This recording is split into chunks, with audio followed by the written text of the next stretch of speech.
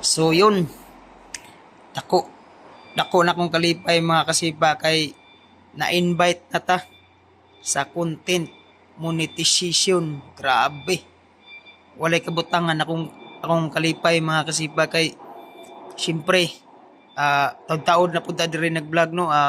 Nag-vlog ko July 20, 2024 tas na-invite pud ta July pud, 1 year pud ta pud nga nagpabaga sa atong naong ba. Grabe no. Pero gihatag jud ni Boss Meta yung atong pangandoy sa tanang content creator. Maunay pinakapangandoy ang content monetization. Grabe. Daghan nga dako na nga content creator wala pa na dila nakuha ang content monetization.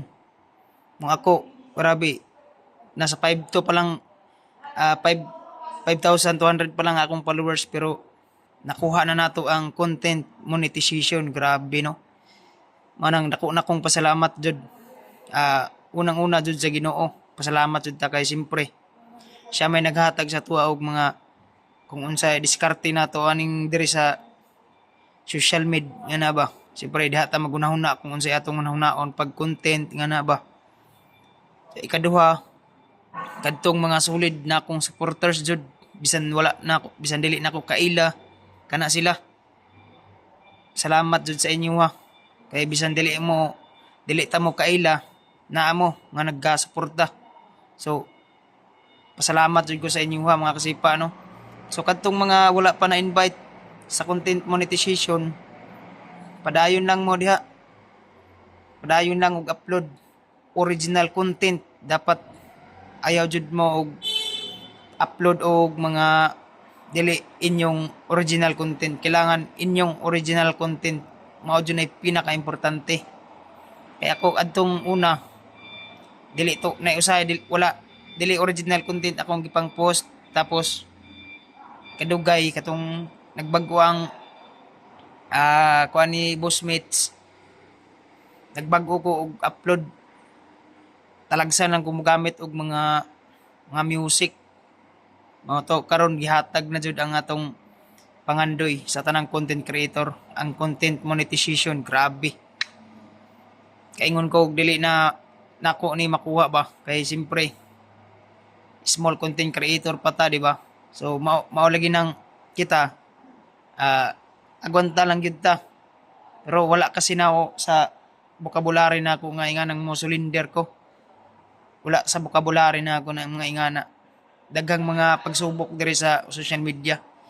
Kay naatanan da nimo makita kung kinsa ang mga mosuporta sa imuha. Bisan kaila nimo or dili kaila. Diha nimo makita kung kinsa jud ang solid nga mosuporta sa imuha. Nga andam nga motabang sa imuha sa imong pag-vlog diri. Mao na diha manang kadtong mga nawad-an na og pag-asa, padayon lang mo. Mao jud ay pinaka-importante, padayon lang. Ayaw ninyo hunahunaan ang mga views, basta upload lang ng upload. Mao ra na importante dire.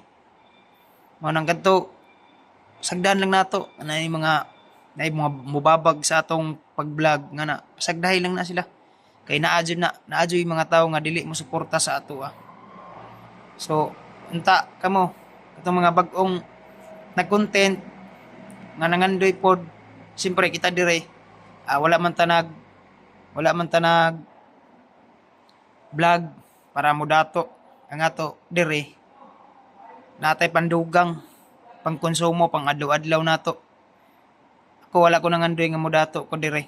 Ang ako nag-vlog ko kay tungod para sa akong pamilya, pangdagdag pangkaon ba. Ngana lang. So maura to mga kasipa, padayon lang ta. Sa tanang mga suporta sa kuha, daghang salamat sa inyong tanan. Salamat, God bless.